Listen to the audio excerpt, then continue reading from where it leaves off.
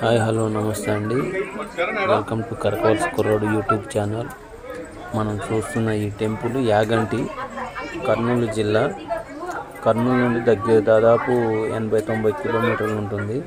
నంద్యాల నుండి అయితే 50 నుండి 60 కిలోమీటర్లు ఉంటుంది. మేము హైదరాబాద్ నుండి వెళ్ళాం. హైదరాబాద్ నుండి 310 కిలోమీటర్లు. చూడడానికి చాలా పురాతనమైనది యాగంటి బసవేశ్వరుడు. చాలా బాగుంటుంది, చూడడానికి అందంగా ఉంటుంది. టెంపుల్ కూడా చాలా మహిమగల టెంపుల్. ఇక్కడ యాగంటి బసవన్న రంకిలేస్తాడని చెప్పి ఇప్పుడు వీరబ్రహ్మం గారు చెప్పారు కదా, ఇక్కడనేనండి. అది ఇంత 20 ఏళ్ళకి 1 అంగుళం 2 అంగుళాలు పెరుగుతుంది. ఈ ఫ్యూచర్లో ఇప్పుడు ఈ కలియుగం అంతంలో ఆ బసవన్న లేచి రంకిలేస్తాడని మన పురాణాల్లో కూడా చెప్పుకుంటున్నాం. బ్రహ్మం గారు కూడా చెప్పారు. చాలా చాలా బాగుంటుంది. వెళ్ళేవాళ్ళు చాలా తృప్తిగా వస్తారు. దేవుడు కూడా చాలా మహిమగల దేవుడు, తెలుసు మీకు. చాలా అందంగా ఉంటుంది. చూడండి, ఇది బ్యాక్ నుండి రోడ్డు. పైన వెనక నుండి ఊరు నుండి వస్తే ఈ రోడ్డు కిందకి వెళ్ళి ఇట్లా ఉంటుంది. తిరుపతి ఘాట్ ఎట్లా ఉంటుంది అట్లానే ఉంటుంది. ఇట్లా దిగి వెళ్ళాలి. చాలా చాలా బాగుంటుంది. లేకుంటే అక్కడ నుండి బస్ రూట్ ఉన్నది. బస్ రూట్ లో వస్తే ఈజీగా ఉంటుంది. చూడాలనుకుంటే వ్యూ బాగుంటుంది. ఎంటర్ అవ్వబోతున్నాం. టోల్ గేట్ దగ్గరికి వచ్చాం. ఈ టోల్ గేట్ ఎంటర్ అవ్వగానే గుడి స్టార్ట్ అవబోతుంది. చాలా బాగుంటుందండి.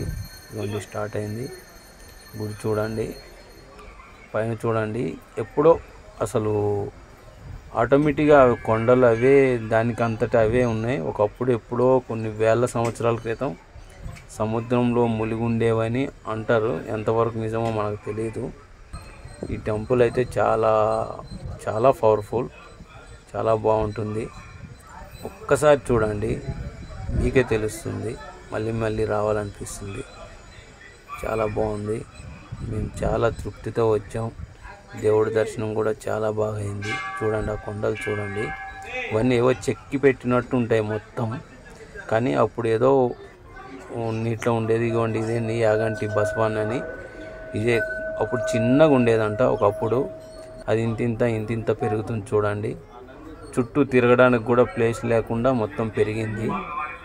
అట్లానే పెరుగుతూనే ఉంటుంది. ఒక 20 సంవత్సరాలకు ఒక 2 ఇంచులు పెరుగుతుంటుందంట.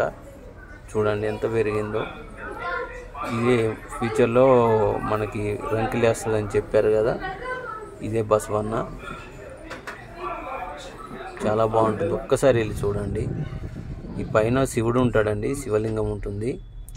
చాలా అద్భుతంగా ఉంటుంది. స్టెప్స్ ఇట్లా ఎక్కాలి. చాలా చాలా బాగుంటుందండి. అక్కడ చూస్తే అసలు ఆ కొండ పైకి వెళ్ళి వర్షం పడేటప్పుడు శివునికి అభిషేకం జరుగుతుంది అక్కడ. చాలా బాగుంటుంది. అక్కడ నుంచి చూస్తే భయం వేస్తుంది. కిందికి స్టెప్స్ బాగుంటాయి.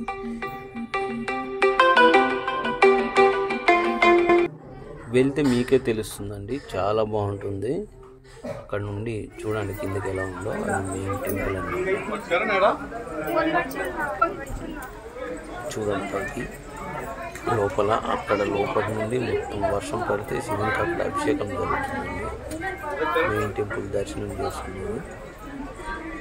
ఇక్కడనే మన ప్రపంచంలో ఎక్కడ ఉండదు, 2 దగ్గరలు ఉందంట. కాశీలో ఉందనుకుంటా. తర్వాత ఇక్కడ విగ్రహం పైన శివపార్వతులు ఉంటారు. చాలా జాగ్రత్తగా అబ్జర్వేషన్ చేస్తే మీకు తెలుస్తుంది. విగ్రహం పైన శివపార్వతులు ఉంటారు అన్నమాట. కంపల్సరీ చూడండి ఒకసారి. అక్కడ నుంచి చూడండి వ్యూ ఎంత బాగుంటుందో. మొత్తం అసలు చాలా చాలా చాలా బాగుంది. అక్కడ టెంపుల్ చూడండి ఎంత అందంగా ఉందో. మొత్తం కొండంతా చెక్కి ఏదో పెట్టినట్టు ఉంటుంది. చాలా బాగుంటుంది. ఒక్కసారి అందరు వెళ్ళండి.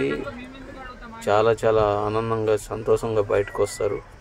టెంపుల్ కూడా చాలా పురాతనమైనది. చాలా బాగుంటుంది. మేము కూడా వెళ్ళాం. చాలా హ్యాపీగా ఫీల్ అయ్యాం. మీరు కూడా వెళ్ళండి.